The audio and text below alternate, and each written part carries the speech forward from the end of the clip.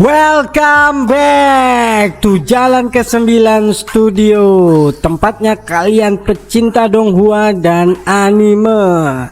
Di sini kita akan membahas habis seputar BTTH Season 5. Saksikan terus ya guys ya.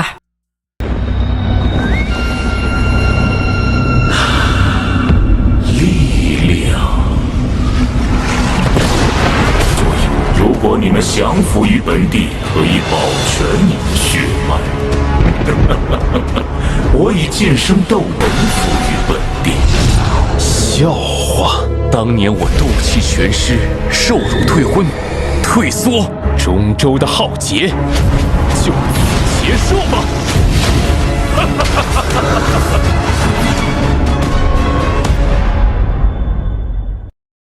Berlama-lama di tempat ini hanya akan mengundang bahaya lebih besar. Dengan kecepatan penuh mereka bergerak tanpa henti. Hanya dalam satu hari mereka berhasil keluar dari wilayah bintang. Di puncak gunung yang tinggi, seorang lelaki tua duduk di atas batu besar. Sosoknya sedikit ilusi, namun tekanan spiritual yang terpancar darinya begitu kuat dan mendominasi. Yalao, sang guru legendaris, menunggu kepulangan muridnya. Di belakangnya, seorang pria berjubah hijau berdiri dengan ekspresi serius. Feng Zuze, pemimpin pavilion bintang jatuh. Feng Zuze, orang tua, aku telah diam-diam menghubungi beberapa ahli lama yang mengenalmu. Mereka bilang jika kau bisa memulihkan kekuatanmu, mereka akan bersedia bergabung dengan pavilion bintang jatuh. Yalao, jika aku bisa kembali ke puncak kekuatanku, aula jiwa akan berpikir dua kali sebelum menyerang kita lagi.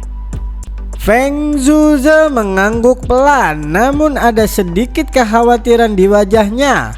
Feng Zuze, tapi Xiaoyan sudah pergi cukup lama. Aku berharap mereka berhasil mendapatkan buah bayi jiwa. Yalao, kau tidak perlu khawatir Feng Zuze. Tiba-tiba, di kejauhan ruang di langit tiba-tiba bergetar. Beberapa sosok keluar dari dalamnya. Mata Feng Zuze membelalak. Mereka kembali. Ternyata yang tiba adalah Xiaoyan dan kawan-kawan. Xiaoyan mengangkat kepalanya, tatapannya bertemu dengan Yalao. Senyumnya tipis muncul di wajahnya. Xiaoyan, guru, aku membawa buah bayi jiwa. Mata Yalao berbinar. Harapan yang telah lama ia nantikan akhirnya akan terwujud.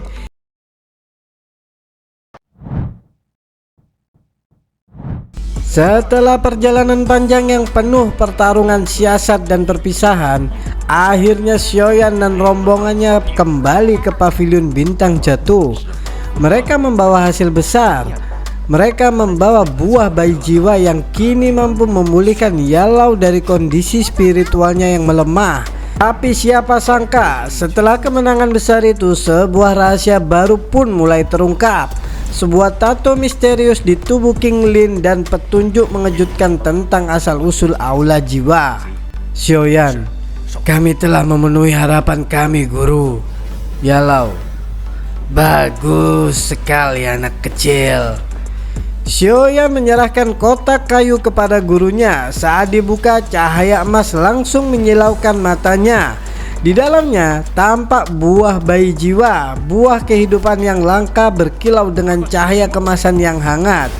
Yalao, ini kualitas terbaik dari buah bayi jiwa. Aku bisa merasakan auranya. Feng Zuze, kalau begitu kau bisa mulai segera. Waktunya mengembalikan semua yang telah hilang. Tapi di tengah kebahagiaan itu, Yalao menatap muridnya dan bertanya pelan-pelan. Yalao, anak kecil, apakah kau masih merindukan ayahmu? Pertanyaan itu menghantam tepat di hati Xiaoyan. Wajahnya menegang. Ia menangguk pelan dan menjawab dengan suara berat. Xiaoyan, akan menyelamatkan ayahku apapun yang terjadi. Demi ayahnya, Xiaoyan telah berjuang keras selama bertahun-tahun. Kini ia tahu satu hal pasti, ayahnya ditahan di tempat yang tak biasa, Soul Realm, wilayah tersembunyi dari Aula Jiwa. Yalau, Aula Jiwa itu lebih tua dari yang kita kira. Mereka punya nama lain sejak lama, namanya Klan Hun. Klan Hun, salah satu dari klan kuno, sama seperti klan Gu, sebuah nama yang mengisyaratkan sejarah dalam kekuatan besar dan kemungkinan rahasia besar dunia. Setelah pembicaraan yang penuh makna itu, Yalau pun mundur ke dalam pelatihan tertutup, membawa buah bayi jiwa bersamanya. Sementara itu, Xiaoyan menghadapi tantangan baru, racun berbahaya di tubuh King Lin, dikenal sebagai racun pengikisan jantung Kaisar Piton. Racun ini terkenal tak memiliki penawar, tapi Xiaoyan tak percaya pada takdir itu. Ia meneliti tanpa lelah, membolak-balik buku-buku racun milik Yalau, hingga akhirnya ia menemukan seberkas harapan. Di sebuah gua yang sunyi, Xiaoyan menyiapkan kolam obat khusus. Ia meneteskan cairan energi dari binatang pil kesayangannya, makhluk kecil yang sudah lemah tapi tetap setia. Saat semua siap, ia menoleh ke King Lin dan berkata, "Xiaoyan, lepaskan pakaianmu dan masuklah ke kolam. Energi di dalamnya bisa menstabilkan kekuatanmu." King Lin yang malu-malu akhirnya menuruti. Ia masuk ke dalam kolam dan mulai menyerap energi obat. Tapi kemudian sesuatu menarik perhatian Xiaoyan. Sebuah tato misterius muncul di punggung King Lin. Bukan sembarang tato, ini adalah ular piton berkepala 9. Lebih mengejutkan lagi, salah satu mata ular itu terbuka, menatap Xiaoyan dengan aura buas dan menakutkan. Setelah melihat tato itu, dalam sekejap perasaan haus darah muncul di hati Xiaoyan. Matanya memerah, pikirannya terguncang. Namun dengan kekuatan tekadnya, ia cepat mengalihkan pandangan. Nafasnya berat, jantungnya berdegup keras. "Xiaoyan, apa yang sebenarnya terjadi? Ada di tubuh King Lin." Dengan pengalaman dan kekuatan mental yang matang, Xiaoyan berhasil menenangkan pikirannya. Tapi satu pertanyaan terus berputar di kepalanya. "Xiaoyan, apa sebenarnya tato itu?" Bukan hanya bentuk yang asing, tapi energi jahat yang muncul darinya tidak bisa dianggap remeh. Xiaoyan belum pernah melihat atau membaca tentang binatang ajaib semacam itu. Bahkan ular legendaris Piton dan sirip Deepground tidak punya bentuk seperti ini. 4 hari berlalu, kolam yang semula jernih kini berubah menjadi merah samar, penuh energi obat dari ratusan bahan yang telah dituangkan. Dan kabut kini begitu tebal hingga menyembunyikan segalanya. Namun satu hal pasti, racun pengikisan jantung Kaisar Piton perlahan-lahan teratasi. Tapi Xiaoyan merasa ada sesuatu yang lain sedang bangkit di dalam kolam itu. Tiba-tiba sepasang mata raksasa muncul dari dalam kabut, memancarkan cahaya hijau zamrud aneh. 3 pusaran seperti bunga berputar di sekitar mata itu. "Xiaoyan, murid bunga ular 3 giok hijau." Xiaoyan tersentak. Itu adalah kemampuan mata spesial milik King Lin. Tapi kali ini muncul dari sosok raksasa yang muncul dari dalam kolam dan menyerangnya secara langsung. Seekor ular raksasa berkepala 9 merah darah penuh aura buas meluncur dari kolam mengejar Xiaoyan. Kepala-kepalanya berderet, matanya memancarkan cahaya pembunuh. 18 mata, semuanya dengan pola murid ular hijau zamrud yang sama. Tepat saat serangan itu hampir mencapai Xiaoyan, ia berteriak keras, "King Lin!" Dan ajaibnya, tubuh ular itu gemetar. Mata merah perlahan berubah kembali menjadi hijau zamrud. Aura buas pun menghilang. Ular itu mendadak menjadi cahaya dan kembali berubah menjadi tubuh King Lin yang jatuh dari udara. "Xiaoyan, Kau tidak apa-apa, King Lin. King Lin terbangun dengan wajah memerah, buru-buru menyembunyikan diri di balik batu pilar. Beberapa saat kemudian dengan wajah yang masih malu dia menjelaskan, King Lin, itu jiwa ular surga kuno. Ular surga kuno, makhluk purba dari zaman kuno, disebut sebagai salah satu nenek moyang magical base ular, setara dengan Phoenix surga kuno. Dan ular yang muncul barusan bukan sembarang ular surga, tapi versi bermutasi dengan 9 kepala yang bahkan tak tercatat dalam buku-buku kuno. King Lin, saat aku masih kecil, aku menemukannya secara tak sengaja, dan jiwa ular itu memilih untuk menempel di dadaku. Ular surga kuno bermata 9 ini bukan tubuh fisik, melainkan roh yang tertarik dan terikat oleh kekuatan langka milik King Lin, yaitu murid bunga ular 3 giok hijau. Kemampuan ini membuat King Lin yang kini sudah mencapai bintang 1 Douzun mampu mengendalikan magical beast berbentuk ular, bahkan yang berada di kelas Douzun bintang 4 sekalipun.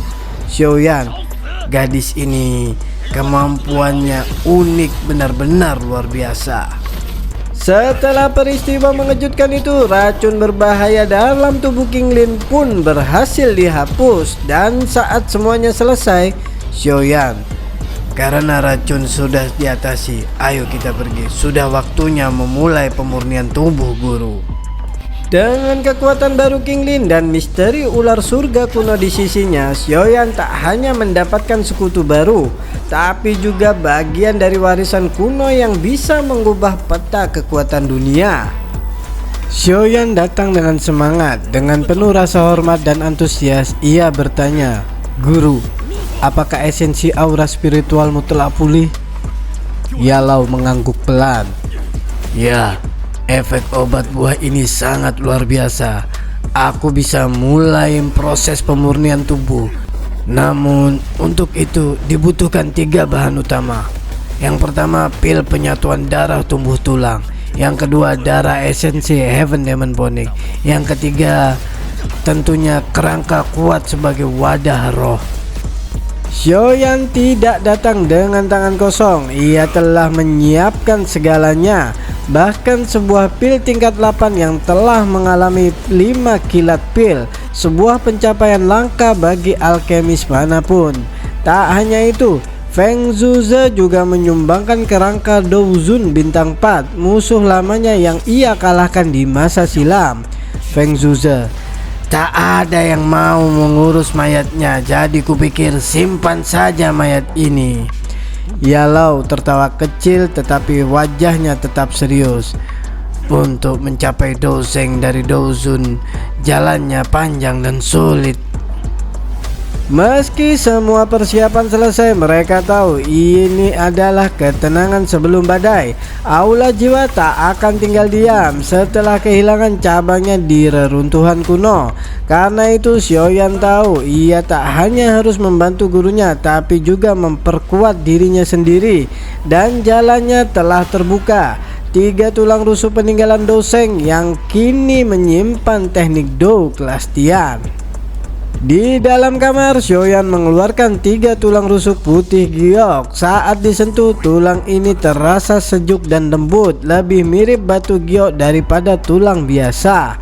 Namun, tak ada satupun tulisan di atasnya yang bisa ia pahami Xiaoyan. Ada segel. Metode biasa tidak akan mempan. Ia pun menyalakan 3000 nyala api dan mulai membakar 3 tulang itu secara perlahan, membiarkannya dipanggang oleh suhu luar biasa tinggi sepanjang malam. Setelah hampir 10 jam, akhirnya perubahan pun terjadi. Tulang rusuk itu mulai memudar.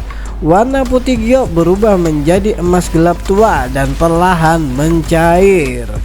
Ya, dari 3 tulang itu terbentuk cairan emas misterius yang berputar di dalam api seolah hidup dan menyimpan kesadaran. Dengan penuh kehati-hatian, Xiaoyan memasukkan satu jari ke dalam cairan itu. Sekejap, rasa sakit yang luar biasa menyerang tangannya. Tangannya menggeliat, tulangnya berderak seperti diremas oleh kekuatan tak kasat mata. Xiaoyan, tanganku hampir hancur. Namun pada saat kritis, rasa sakit itu berhenti. Cairan emas menyerap masuk ke dalam tubuhnya, dan lalu sebuah guncangan spiritual muncul di benaknya. Mata Xiaoyan menyala keemasan dan mantra kuno bergema dari mulutnya. Palempa, pencipta surga hebat. Teknik Dou kelas Tian yang hanya dapat diwariskan dari zaman Dou Sheng kini mulai bangkit dalam tubuh Xiaoyan. Xiaoyan kini berdiri di dalam ruang kosong yang aneh, tak ada kehidupan, tak ada suara. Namun di kejauhan, sebuah sosok biasa berdiri tenang, tangan di belakang punggung. Dia terlihat seperti manusia biasa, tapi perasaan yang dipancarkan tidak bisa dianggap enteng. Xiaoyan, ini mungkin adalah pemilik asli sisa tulang rusuk itu. Tanpa menatap ke arah Xiaoyan, sosok itu berbicara dengan suara yang mengalir seperti air tenang. Great Heaven Crescent Palm teknik Dou kelas Tian tingkat rendah. Aku, Shen Zhao Hua, menciptakannya dari gabungan 100 teknik Dou. Teknik telapak tangan yang mampu menghancurkan langit, menciptakan dan menghancurkan segalanya. Xiaoyan, teknik Dou kelas Tian luar biasa. Tubuh Sang Shen berubah menjadi transparan, memperlihatkan jalur meridian rumit yang menyala dalam warna emas gelap. Itulah jalur energi dari telapak penciptaan Surya Agung. Xiaoyan menghafalnya dengan penuh konsentrasi, dan kemudian sebuah telapak tangan dilepaskan. Cahaya hitam menyebar seperti gelombang, menghancurkan ruang di sekitarnya seperti kaca retak. Ingat nama ini, Zain Zhao Hua. Dengan kata-kata itu, sang sosok perlahan menghilang, meninggalkan warisan berharga di dalam jiwa Xiaoyan. Xiaoyan pun tersadar di kamarnya, matanya terbuka perlahan. Ia menatap tangan kanannya yang kini bersinar dengan cahaya kemasan gelap seperti logam suci. Ia merasakan pembuluh darah tersembunyi telah terbuka, membentuk jalur misterius. Inilah kunci untuk melepaskan teknik ini dengan aman. Jika sembarangan dilepaskan, maka pengguna bisa kehilangan lengannya sendiri. Itulah kenapa hanya tangan yang disucikan oleh air liur roh emas yang bisa menggunakannya. Xiaoyan pun mulai menyalurkan Dou Qi-nya. Langkah demi langkah, sirkulasinya jalur energi pun terbentuk. Gagal ulangi hingga akhirnya berhasil. Dan di saat itu, Dou Qi dari seluruh tubuhnya meluncur deras ke tangan kanannya. Xiaoyan, Dou Qi-ku seperti tersedot habis. Cahaya keemasan gelap berkumpul, lalu cahaya hitam muncul di tengahnya, semakin padat dan mematikan. Namun seketika Xiaoyan menyadari jika teknik ini dilepaskan di dalam pavilion bintang jatuh, maka tidak akan ada yang selamat dalam radius 100 meter. Dengan cepat ia menghentikan sirkulasi Dou Qi, menggenggam telapak tangan. Dengan perlahan energi hitam itu larut dan kembali menjadi Dou Qi. Xiaoyan, malam ini kekuatannya tak main-main. Xiaoyan menatap tangannya, tersenyum puas. Berkat warisan dari Shen Zhao Hua, ia tak hanya mempelajari teknik Dou kelas Tian, tapi langsung bisa menguasai dasarnya. Xiaoyan, bagaimana ekspresi hantu tua Zhaixing nanti saat aku menamparnya dengan teknik ini? Dari warisan yang tertanam dalam tulang rusuk tua, lahir kekuatan besar yang bahkan bisa mengguncang langit. Palem pencipta Surya Agung adalah awal dari kekuatan Xiaoyan yang baru. Dari kejauhan, balas dendam, pertarungan, dan takdir sudah menunggu untuk dihadapi. Jangan lupa saksikan terus Jalan ke-9 Studio, tempatnya kalian pecinta Donghua dan anime. Jangan lupa klik subscribe, like dan notifikasinya. Terima kasih.